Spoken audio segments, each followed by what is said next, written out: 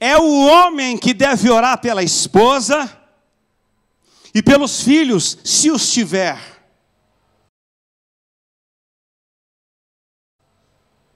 Lógico que as mulheres que estão aqui oram por esse homem, eu acredito, senão não estava enrolado.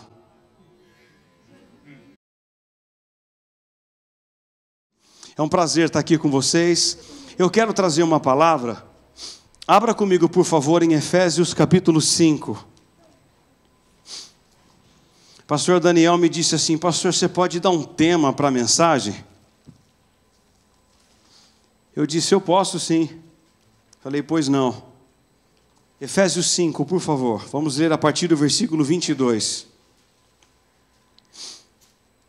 Irmãos, o que eu vou falar para vocês não é algo novo, que eu creio que vocês têm ouvido coisas importantes aqui desse púlpito.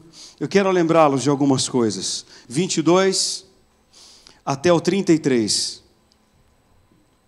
Agradecer ao pastor Júlio ontem. Eu estava mal da alergia, mal, mas hoje eu estou bem. Eu louvo o Senhor. Todos acharam? As mulheres sejam submissas ao seu próprio marido como ao Senhor. Porque o marido é o cabeça da mulher, como também Cristo é o cabeça da igreja, sendo este mesmo o salvador do corpo. Como, porém, a igreja está sujeita a Cristo, assim também as mulheres sejam em tudo submissas ao seu marido. Maridos, amai a vossa mulher como também Cristo amou a igreja, e a si mesmo se entregou por ela, para que a santificasse, tendo-a purificado por meio da lavagem de água pela palavra, para apresentar a si mesmo, igreja gloriosa, sem mácula, nem ruga, nem coisa semelhante, porém santa e sem defeito. Assim também os maridos devem amar a sua mulher, como ao próprio corpo. Quem ama a esposa, a si mesmo se ama. Porque ninguém jamais odiou a própria carne, antes a alimenta e dela cuida, como também Cristo faz com a igreja, porque somos membros do seu corpo. Eis porque deixará o homem seu pai e sua mãe, e se unirá à sua mulher, e se tornarão os dois uma só carne. Grande é este mistério, mas eu me refiro à igreja, a Cristo e à igreja. Não obstante, vós, cada um per si, também ame a própria esposa como a si mesmo, e a esposa respeite o marido. Senhor, nós estamos aqui, não num clube social. Nós estamos aqui para adorá-lo e para ouvi-lo. A minha oração é que tu não permitas que saiamos daqui da mesma forma como nós entramos. Talvez casais estão aqui e eles nem queriam vir, mas o Senhor os trouxe. Muda vidas, muda casamentos, coloca tudo no eixo e faz com que cada casal caminhe no centro da tua vontade. É a minha oração nessa noite, em Cristo Jesus. Amém. Amém. Irmãos, William Hendrickson disse que nenhuma instituição sobre a terra é tão sagrada quanto a família. Nenhuma. Conforme a atmosfera moral e religiosa da família, assim será na igreja, na nação e na sociedade em geral. A vida no lar, como instituição primária e básica da sociedade, exige um tratamento especial. O seu casamento não pode ser como o casamento do mundo. Não pode. É impossível, aliás. Um dos maiores problemas hoje do lar é o autoritarismo. O autoritarismo, ele busca governar pela força. Eu não sei se você conhece algum casal que um ou outro busca governar pela força e não pelo amor. Isso é um problema hoje nos nossos dias. O hedonismo, por sua vez, é o culto exclusivista e egoístico de sua própria felicidade. O que manda é a minha felicidade e não a sua. Um dos maiores problemas da civilização antiga era o pequeno valor dado às mulheres. elas eram vistas não como pessoas, mas como propriedade, primeiro do pai e depois do marido. Nos dias de Paulo, a situação em Roma era ainda pior, muito pior. A vida familiar estava em ruínas. Sêneca chegou a dizer que as mulheres se casavam para divorciar e se divorciavam para casar. Efésios 5 foi escrito nesse contexto da falência da virtude e desastre da família. Se nós podemos chamar cultura pós-moderna, que não existe pós-moderna, nós ainda estamos nela, o conceito sobre família está muito confuso. Irmãos, eu sou pastor de casais na minha igreja, e eu tenho conversado com pessoas e famílias, exatamente do que eu vou dizer para vocês. A família não pode ser acéfala, que o lar, que a cabeça é a mulher, está errado, e nem bicéfala, duas cabeças, está errado. A mulher como cabeça está errado, e duas cabeças no mesmo lar também está errado. Deus pôs o homem como cabeça da esposa e líder do lar.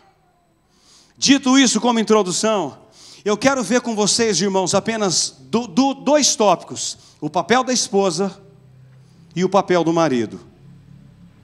Papel da esposa e o papel do marido. Vamos ver o papel da esposa primeiro? Aguentem firme aí, vai ser gostoso. É relevante o fato de que nessa sessão, maridos e esposas sejam lembrados de seus deveres e não de seus direitos. Nessa noite, vocês serão lembrados apenas do quê? Deveres. E não direitos. Eu não vou falar sobre os seus direitos, eu vou falar sobre os seus deveres. Marido e mulher. Paulo, inspirado pelo Espírito Santo, ele ordena que a mulher seja submissa ao marido. Irmãos, há uma confusão crônica no que diz respeito à submissão. E eu espero que o Espírito Santo nos ajude a entender um pouco mais sobre essa questão. Mas antes de entendermos o que é submissão, nós precisamos entender o que não é submissão. O que não é submissão? Primeiro, submissão não é inferioridade. Submissão não é uma questão de inferioridade. Por quê? Visto que todos os cristãos precisam submeter-se uns aos outros. Gálatas 3:28 diz que tanto o homem quanto a mulher são um em Cristo. A submissão não é uma questão de valor pessoal, mas de função na estrutura da família. Estrutura. Deus fez assim desde o início. Agora, não se pode confundir submissão com escravidão ou subjugação. A autoridade do marido não é um governo ditatorial ou tirano, mas sim uma liderança amorosa. O marido precisa liderar com amor. A posição de liderança do homem é apenas funcional. O homem não é melhor que a mulher, e nem a mulher é inferior ao homem. E por quê? Porque a mulher veio do homem, e o homem veio da mulher. Pensando exatamente nisso, Paulo diz em 1 Coríntios 11:12 o seguinte: no Senhor, todavia nem a mulher é independente do homem, e nem o homem é independente da mulher. Porque como provém a mulher do homem, assim também o homem é nascido de mulher, e tudo provém de Deus. Talvez você lendo aqui não entenda muita coisa, mas Paulo diz o seguinte: assim como Deus Pai é o cabeça de Cristo, e Deus Pai não é maior do que Cristo, o homem não é maior que a mulher. Ela é uma auxiliadora idônea, aquela que olha nos olhos, e não uma escrava. Segundo, o que não é submissão, não é obediência incondicional. Irmãos, presta atenção aqui, por favor. A mulher deve ser submissa ao marido até o ponto de que ela não seja forçada ou constrangida a transgredir com a verdade absoluta que está no seu colo. Escritura. Eu vou explicar para vocês, vocês vão entender. A obediência da mulher está a Cristo acima da obediência ao marido. Acima da autoridade do marido está a soberania do Senhor. O texto paralelo de Colossenses 3,18, Paulo diz assim: mulheres, sejam submissas ao seu marido como convém ao Senhor. Ou seja, irmãos, eu vou falar aqui, nós estamos em casais, e não olhe assustado para mim, não olha, hein? O marido não pode forçar a esposa a fazer sexo anal com ele, quando a Bíblia chama de sodomia, e isso é pecado.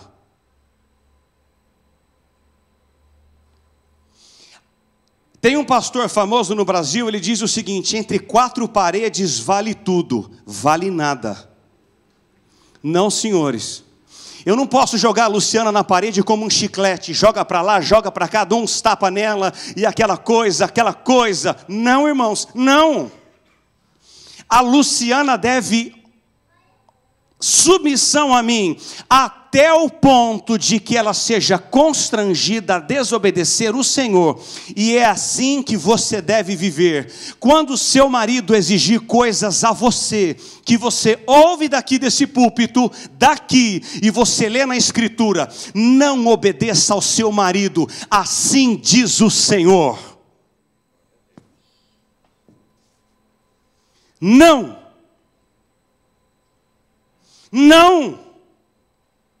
Você não pode obedecer ao seu cônjuge e desobedecer ao Senhor. Não faça isso. Não faça. Não deve fazer. Agora, o que é submissão? Há três coisas no texto, com a Bíblia aberta. A primeira delas está no versículo 22. É ser submissa ao marido por causa de Cristo. Mulheres, sejam submissas ao próprio marido, como ao Senhor. Irmãos, a mulher deve submeter-se ao marido, exatamente porque esta está debaixo do senhorio de Cristo. Ou seja, se você obedece o Senhor, você precisa ser submissa ao marido. A antítese é verdadeira. É impossível que você seja submissa a Cristo e insubmissa ao seu marido. Impossível. Impossível. Segundo, está no versículo 23. O que é a submissão? A submissão da esposa ao marido é sua liberdade. Olha o 23. Porque o marido é o cabeça da mulher, como também Cristo é o cabeça da igreja, sendo este mesmo o Salvador do corpo.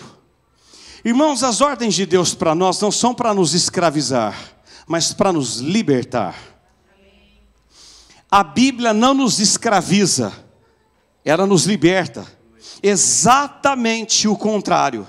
Exatamente. A submissão é a liberdade e a glória da esposa, assim como a submissão da igreja a Cristo é a sua glória e também a sua liberdade. Um trem, escuta isso, só é livre para correr quando ele desliza sobre os trilhos. Você só é livre para dirigir o seu carro quando conduz segundo as leis de trânsito. E a mulher só é verdadeiramente livre quando ela obedece os princípios estabelecidos por Deus da submissão ao marido. Então, se você está aqui nessa noite e não é submissa ao seu cônjuge, você está presa e não está livre. Terceiro, está no versículo 24, que é a submissão. A submissão da esposa ao marido é sua glória.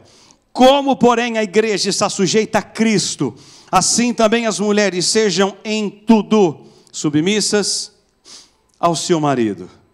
Irmãos, a igreja só é bela quando ela se submete a Cristo. A igreja só é feliz quando ela se submete a Cristo. E a submissão da igreja não é a um senhor autoritário, autocrático, déspota, insensível. Não. Mas é um Deus que dá sua vida por ela e deu sua vida por ela. A palavra submissão indica que a missão da mulher é sustentar a missão do marido. E a missão do marido é amar a esposa e morrer por ela se preciso for. Mulheres, você tem sido submissa ao seu cônjuge? Sim ou não? Não responda.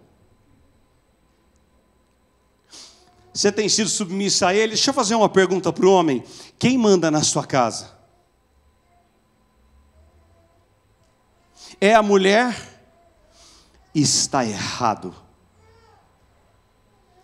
Não fica triste comigo, mas eu não estou pregando o Paulo Coelho, mas as Escrituras.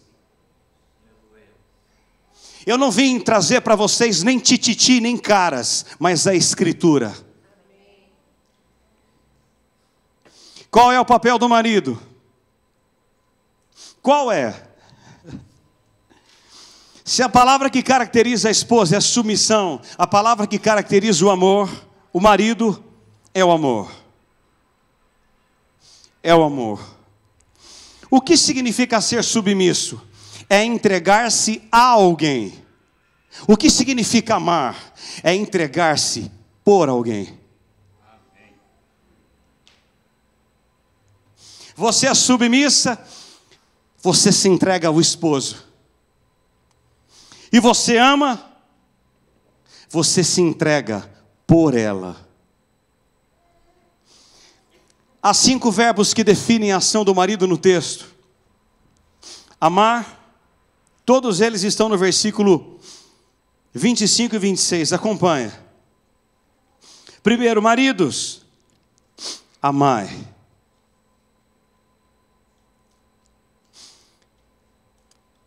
É um amor não egoísta.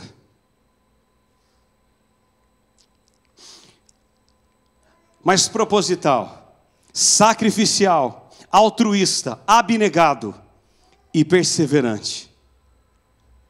Sábado passado eu preguei numa igreja em Montemor sobre amor. Parecíamos que estávamos num culto fúnebre. Ninguém abria a boca. Marido, você ama? Segundo verbo, está no final do versículo 25. E a si mesmo se entregou. É entregar-se. Não é um amor egoísta, mas devotado à pessoa amada. Amado irmão, escuta algo aqui. O amor não é egoísta. Você precisa pensar nela antes de pensar em você. Se não tiver glória a Deus, não tem problema.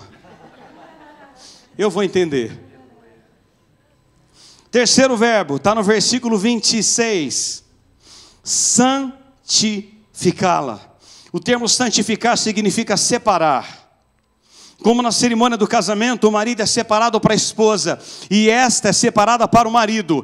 E qualquer interferência nesse arranjo feito por Deus pode ser pecaminoso. Você é separada para ele e você é separado para ela. E ponto final. Terceiro verbo, está no versículo 26 ainda. Ele usa tendo-a purificado. Amado, o amor busca a perfeição da pessoa amada. E eu preciso te fazer uma pergunta, por favor, não responda. Mas talvez você fique triste. Você, marido, tem feito a sua esposa melhor? Lembre-se de quando vocês se casaram. Talvez há 5, há 10, há 40 ou há 60. Não olha no olho dela, talvez ela fique revoltada com você. Mas pense só você, homem.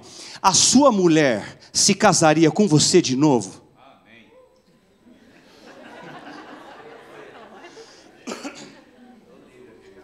Ó, a sua esposa é melhor hoje ou é pior do que quando vocês se casaram? Por favor, responda isso.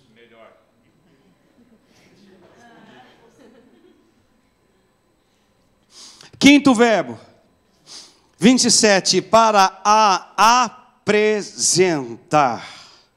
O amor visa a plena felicidade com a pessoa amada. Amar, entregar, santificar, purificar e apresentar. Agora, como o marido deve cuidar da esposa? Isso aqui é tão gostoso, é um mel, uma coisa bem gostosa. Como o marido deve cuidar da esposa? Primeiro, versículos 25 ao 27. Marido deve cuidar da vida espiritual da esposa. Meu Deus, ajuda. Maridos, amai a vossa mulher como também Cristo amou a igreja, e a si mesmo se entregou por ela, para que a santificasse, tendo-a purificado por meio da lavagem da água pela palavra, para apresentar a si mesmo igreja gloriosa, sem mácula, nem ruga, nem coisa semelhante, porém santa e sem defeito. O marido é o responsável pela vida espiritual da esposa e dos filhos. Marido. Homem. Homem. É o homem que deve orar pela esposa e pelos filhos, se os tiver. Lógico que as mulheres que estão aqui oram por esse homem, eu acredito, senão estava enrolado, está perdido. Mas a função principal do lar é o marido. Ele é o sacerdote do lar, e deve ser ele a pessoa que mais exerça influência espiritual sobre a mulher. É você, homem. É você. Deve ser uma bênção na vida dela, marido. A mulher deve olhar para você e dizer a seguinte frase: aí vai um homem de Deus. Aí vai um servo do Deus vivo, aí vai. Agora, se ela não diz isso, nós precisamos orar no final dessa ministração. E eu quero crer que algumas de vocês que estão aqui não dizem. Segundo, qual é o papel do marido? Vocês estão olhando para mim com uma cara tão assustada. O marido deve cuidar da vida emocional da esposa. 28. Assim também os maridos devem amar a mulher como ao próprio corpo. Paulo usa a palavra corpo, aqui nós vamos ver. Quem ama a esposa, a si mesmo se ama. Porque ninguém jamais odiou a própria carne, antes a alimenta e dela cuida, como também Cristo o faz com a igreja. Irmãos, Paulo diz que o marido deve amar a esposa como ao próprio corpo. Isso é espetacular. Você ama o seu corpo? É assim que você deve amar a sua esposa, diz a Escritura. Uau! Tem uns aqui que caminham e fazem academia, louvado seja o Senhor. Você deve amá-la como você ama o seu belo e lindo corpo, diz Deus.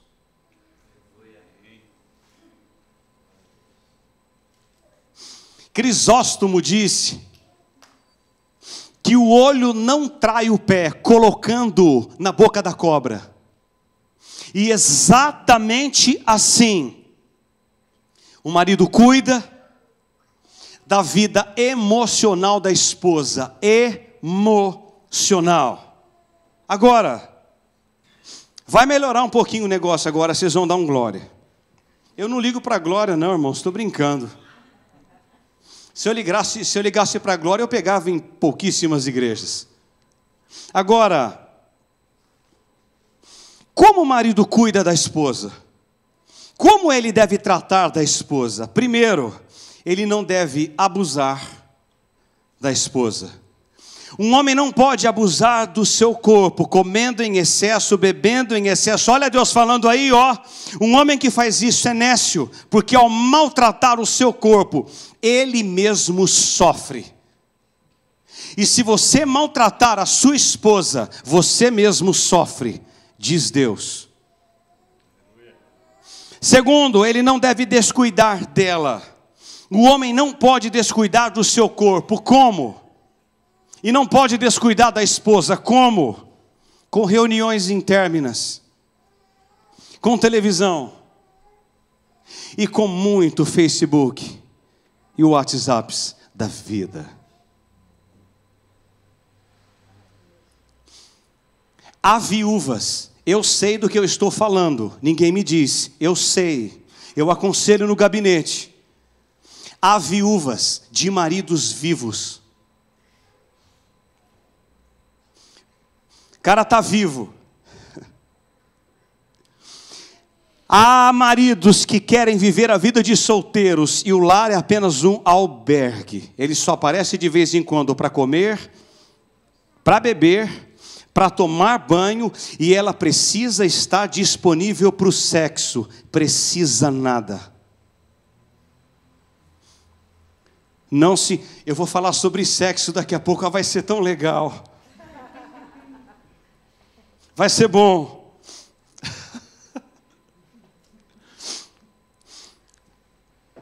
Martin Lloyd Jones, eu escrevi isso na sexta-feira. Ele sugere as ações da seguinte forma: o marido deve zelar pela esposa, como alimentando e cuidando. E aí ele cita 5 coisas em seu livro. O primeiro, ele fala a dieta. O homem deve pensar em sua dieta e em sua comida. E o marido deve estar pensando naquilo que agrada a sua esposa. Aquilo que você tem feito tem agradado a sua mulher, sim ou não? Segundo, ele fala do prazer e deleite. Quando ingerimos nossos alimentos, não só pensamos apenas em termos de calorias ou proteínas. Não somos puramente científicos. Pensamos também naquilo que nos dá prazer. E desta forma, o marido deve tratar a esposa. Você precisa dar prazer a ela e não náuseas nela.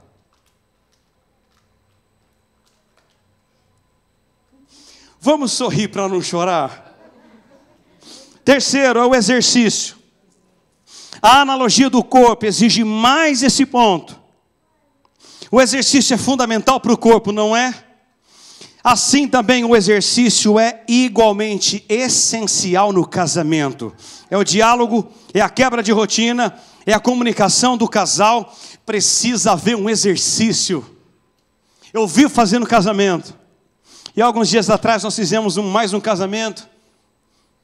E o interessante é que eu fiz um casamento, irmãos, de um povo mormo. O rapaz bateu em igreja evangélica, o pastor cobrou R$2.500 para casar.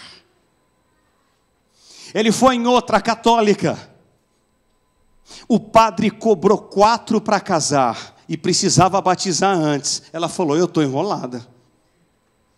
Aí a Luciana trabalhava na farmácia, o Júnior lembrou: meu Deus, a esposa dela é pastor. E a moça me ligou: oi pastor, tudo bem? É fulana de tal. Eu disse: oi irmã, pois não.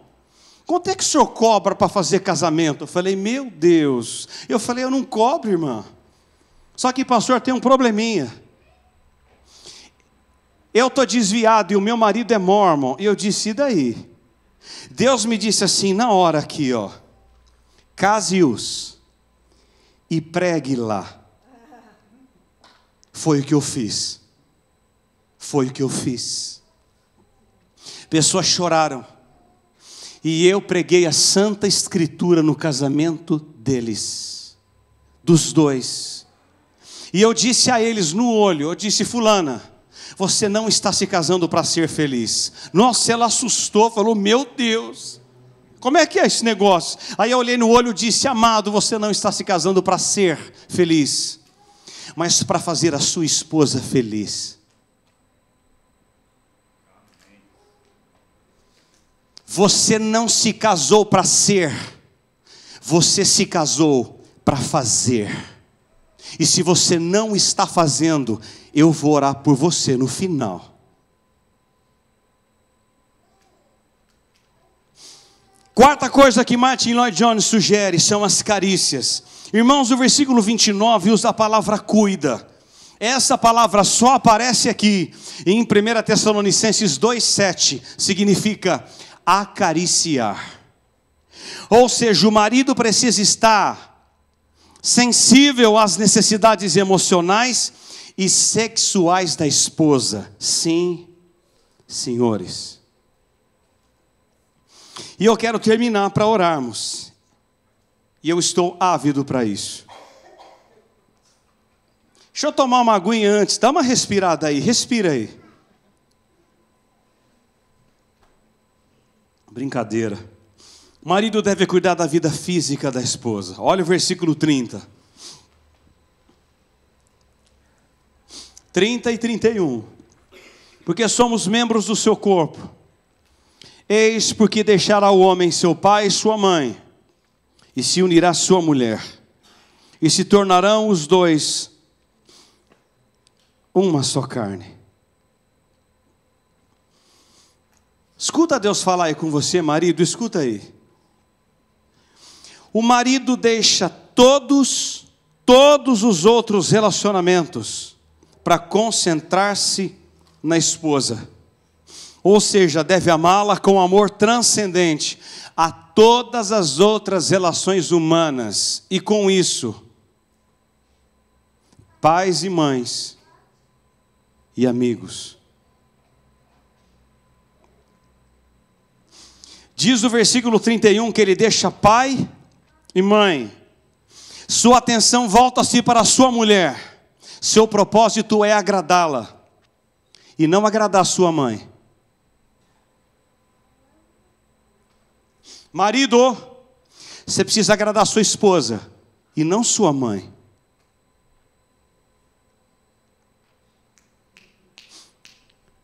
Caiu a ficha? Agrade-a e não a sua mãe. Tem marido que agrada mais a mãe do que a esposa. Você conhece alguém assim? Depois ele diz que o marido se une à sua mulher numa união heterossexual, monogâmica e indissolúvel. E aí ele diz ainda que os dois se tornam uma só carne. Eu perguntei ao pastor Daniel, quando eu liguei para ele, ele disse assim para mim: pastor, pregue algo aí que Deus tocar no teu coração. Eu falei: rapaz, não vai dar certo. E se Deus tocar algo aí que vocês não vão gostar de ouvir?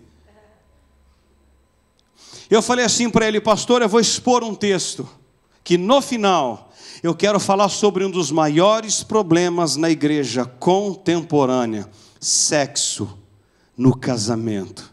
Irmão, aguça aí o ouvido agora. O sexo é bom e é uma bênção divina na vida do casal.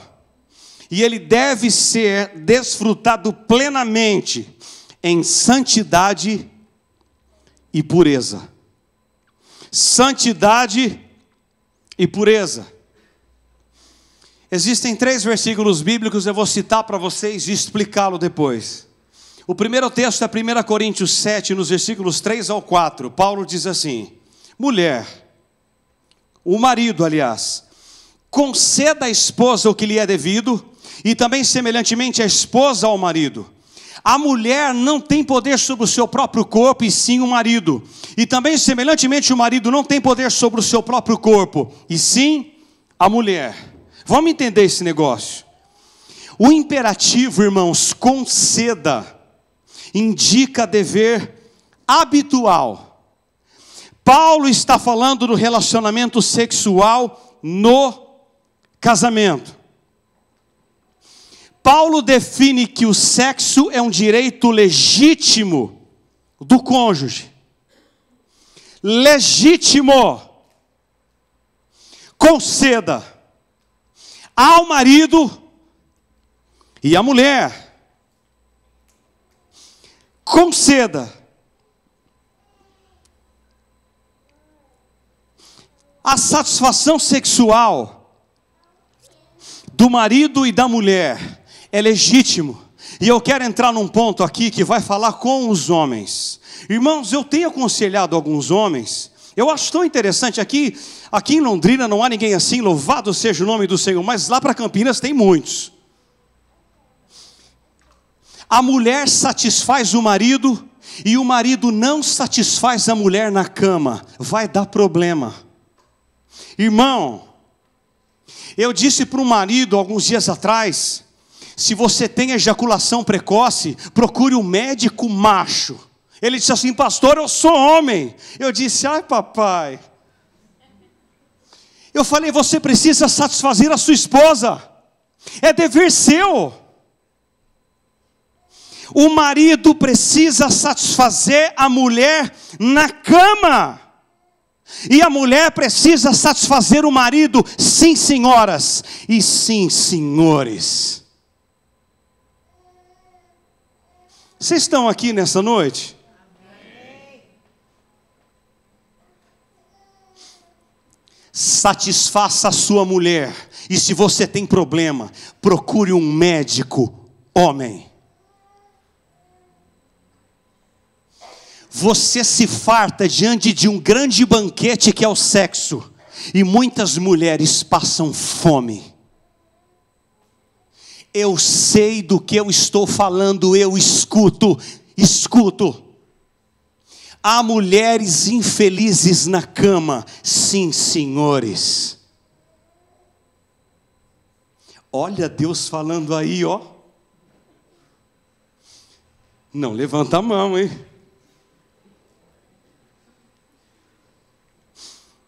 E mais, Paulo diz que o marido não tem poder sobre o seu próprio corpo, e sim a mulher. E a mulher não tem poder sobre o seu próprio corpo, e sim o marido. Ou seja, o corpo de um pertence ao outro. Agora, isso não significa que você pode fazer com ela o que você quiser. Não é isso que a Bíblia diz. Não é. Irmãos, há mulheres infelizes, porque o marido a obriga a fazer coisas que ela não deve fazer. E sabe o que o pentecostal diz? Você precisa ser submissa. Ah, meu pai. E mais, diz 1 Coríntios 7,5, Paulo diz assim: não vos priveis um ao outro, salvo talvez por mútuo consentimento, por algum tempo, para vos dedicardes à oração, e novamente vos ajuntardes, para que Satanás não vos tente, por causa da incontinência. Aguenta firme aí, eu vou terminar para orarmos.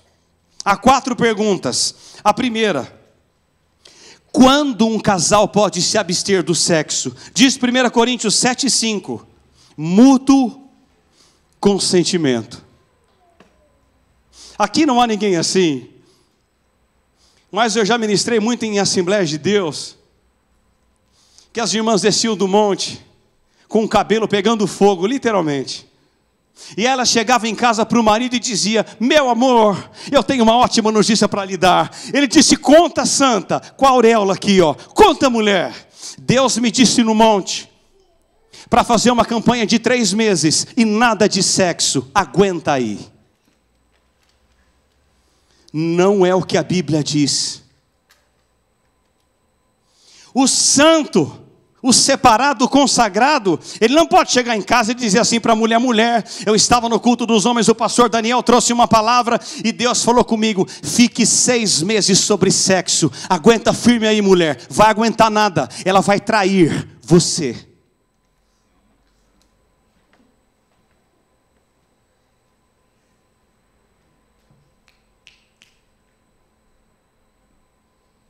Mútuo consentimento, ou seja, ambos estão em total harmonia com respeito à decisão tomada. Segunda pergunta é: qual o tempo para se abster das relações sexuais? Diz Paulo: é por algum tempo. Um casal sábio não delimita tempo cronológico para se abster das relações sexuais. Não faça isso em nome de Jesus. Não faça. Não se prive do sexo, a não ser por uma necessidade física, pessoal, familiar, da igreja ou até fora do país. Terceira pergunta: qual é o motivo para se abster das relações sexuais? Para vos dedicardes às viagens. É o que está escrito aí? para vos dedicardes aos salões de beleza. Não, para vos dedicardes à oração. Oração. A abstinência sexual não pode ser por qualquer motivo, precisa ser espiritual, diz Paulo. Você não pode chegar em casa para o marido e dizer: meu marido, eu estou com uma dor de cabeça. Outro dia, dor de cabeça, dor de cabeça. Você conhece alguém assim, irmã? Dor de cabeça, dor de cabeça, dor de cabeça. Aí você abre a porta e ele diz: você está com dor de cabeça? Mulher, eu estou com tantas dores, me deixe. Quarto, qual a causa de não se abster das relações sexuais? É para que Satanás não vos tente, por causa da incontinência. Irmãos, por que Paulo é tão enfático nessa questão de relação sexual entre marido e mulher? É porque se um casal abrir brecha nessa área, Satanás entra em campo e age com força, mas com muita força. Eu conheço casais que eram santos, e a mulher foi brincando, sabe onde o marido está hoje? Com outra.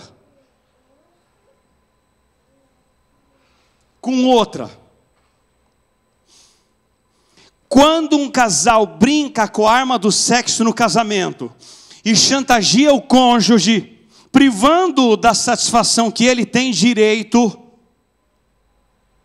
Satanás entra nessa história com uma terceira pessoa para arrebentar com o casamento.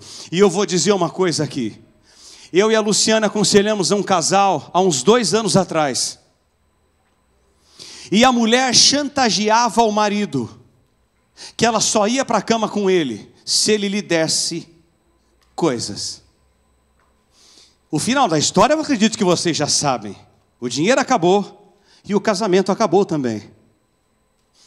Ela o traiu e ele a traiu com várias. Irmãos, isso aqui não é novela das 9, isso é real. Real. Eu não vim aqui para diverti-los.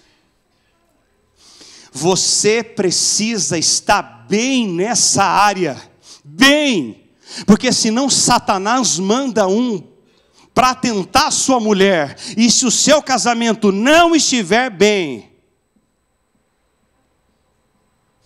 Satanás manda um marido para fazer, homem, aquilo que você não está fazendo. E o que vai acontecer? Se ela não correr, ela vai cair.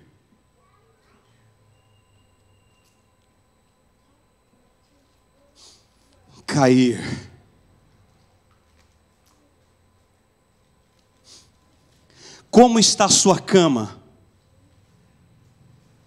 A sua esposa está feliz com você na cama ou não? Você, marido, está satisfeito com a sua esposa na cama, sim ou não? Escuta Deus falar, por favor. Há muitas mulheres insatisfeitas no sexo, muitas. Há muito esposo insatisfeito com a mulher no sexo, muitos. E Deus diz a você nessa área, nessa noite: acerta o sexo no casamento em nome de Jesus, antes que seja tarde demais. Acabou o texto. Seu coração ainda bate? Há esperança para você. Fique de pé, por favor.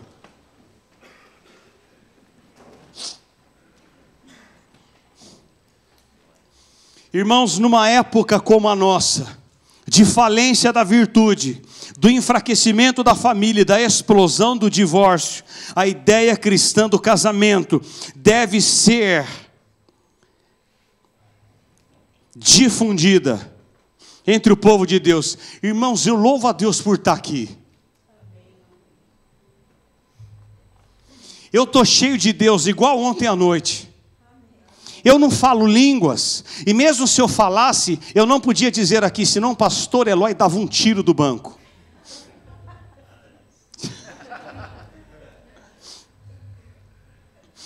Eu encerro com uma frase que Deus me deu um dia antes de vir para cá, do versículo 33. Não obstante vós, cada um per si, também ame a própria esposa, como a si mesmo. E a esposa respeite o marido. Curtis Van Gogh disse algo tão gostoso. Esses escritores antigos, eles escorriam mel daqui, ó. Ele disse assim: o dever da esposa é respeitar o marido, e o dever do marido é merecer esse respeito. Eu vou repetir para você fazer sinapse, para você entender.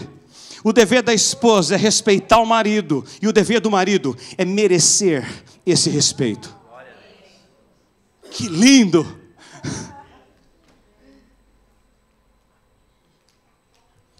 Eu quero orar por você. 9h40, aguenta firme aí, o melhor é agora. Daqui a pouco vai ter como é que é o caldo? Vai ter hoje? Louvado seja o Senhor por esses cremes. Mas antes do creme,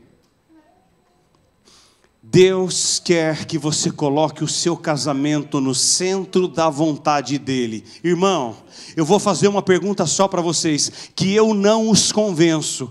Se o Espírito Santo não convencer você, aí o negócio fica um pouco mais sério. Eu não convenço ninguém. Agora,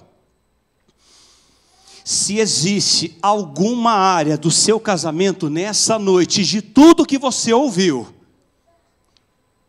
e está em desacordo com o que você ouviu nessa noite, eu quero convidá-lo, e você não pode ficar nesse banco, não fique. Vocês sabem por quê? Porque quem está aqui não é um homem de carne, é o sumo pastor, e ele muda a sua vida, a sua história e o seu casamento hoje à noite. Eu quero orar por vocês, vem cá, saia aí do seu lugar, não fica aí.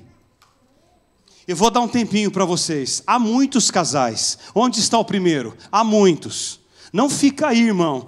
Por favor.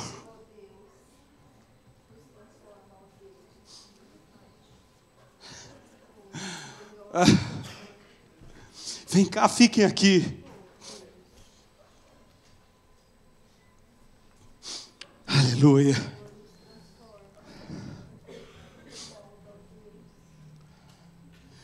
Irmãos, eu estou sentindo tanto Deus essa noite. Nós estamos no culto, e nós precisamos sair da nossa casa com expectativa. Eu vou falar sobre isso amanhã à noite. De que quando saímos da nossa casa, com expectativa de que aqui, Deus há de falar conosco. Você tem expectativa ao sair de casa? Então tenha, porque Deus muda a sua vida, a sua história, o seu casamento e os seus filhos. Irmãos, venham aqui, encostem aqui, vem cá. Feche os olhos aí.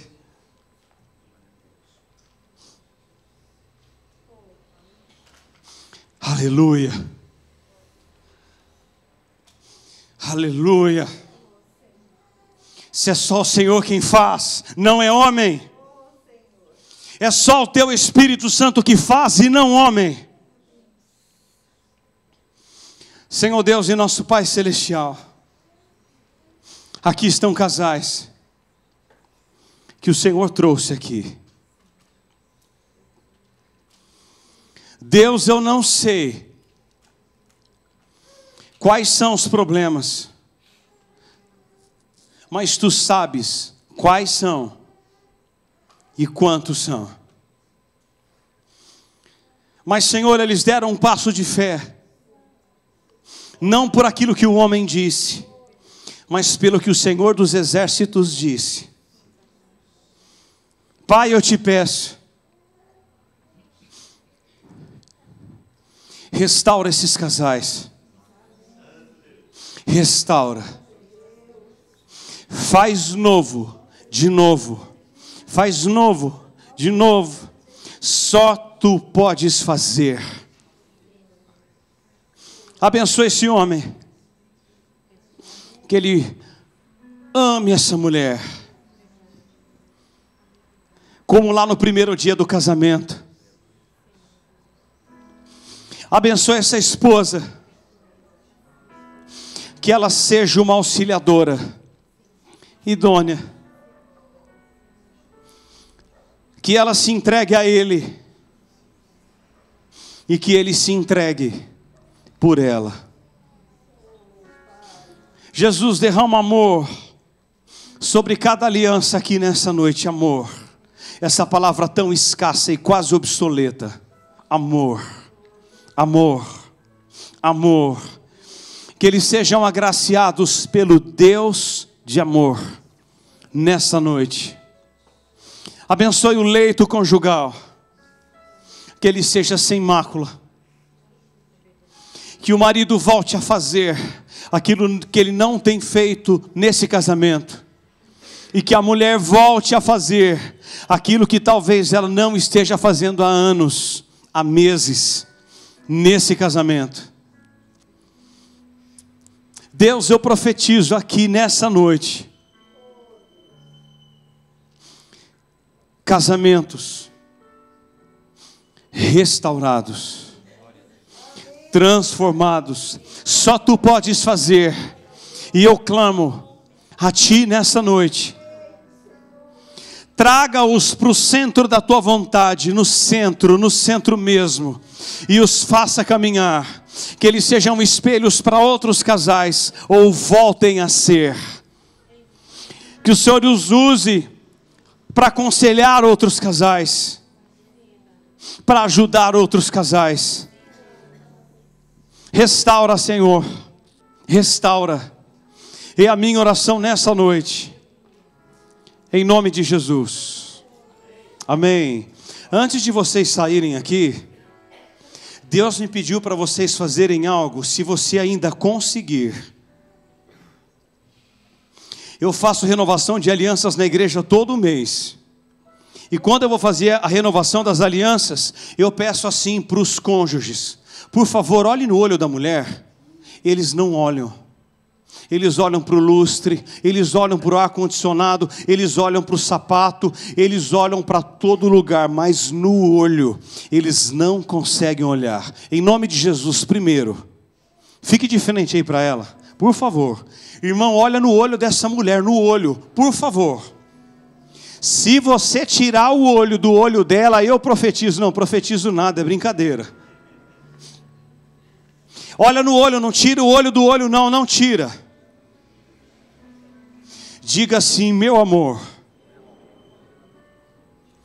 eu amo você com todas as minhas forças. Eu prometo amar-te, respeitar-te, ser fiel a ti, em toda e em qualquer circunstância. Abrace um ao outro e fique um tempinho abraçado aí. Fique aí. Isso é tão abençoador que vocês estão fazendo agora, porque tem marido e mulher que não dá um abraço há meses. Meses. Isso é bendito, irmão. Isso aí é bendito. Olha, o pessoal do banco está fazendo também, que glória. Era só uma daqui da frente, mas vamos embora. Então abraça aí, abraça mesmo. Vamos aplaudir o Senhor. Deus abençoe vocês. Em nome de Jesus.